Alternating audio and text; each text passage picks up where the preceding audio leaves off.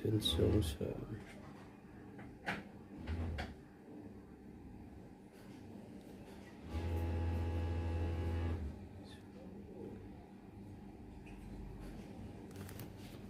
ตัวที่ผมสอบหน่อยปกติมี3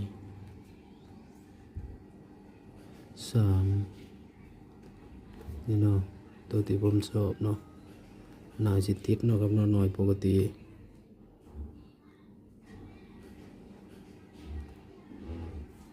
3เนาะครับเนาะ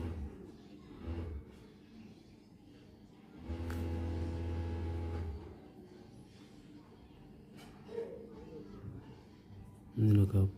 ตัวที่ผมสอบเนาะน่าสิติดหน่อยปกติมีเก่าเนาะครับขอบคุณเพื่อนๆที่เข้ามารับชมเนาะครับเนาะให้กำลังใจเนาะครับฝากเบิ่งคลิปให้จบเลยเด้อสูตรมีเขามีดุษถ้าผิดพลาดขอโทษขออภัยเนาะครับเนาะสร้างคลิปมาเพื่อความบันเทิงบ่ได้สนับสนุนในเล่นการพนันเนาะครับเนาะขอบคุณเพื่อนๆเนาะครับเนาะ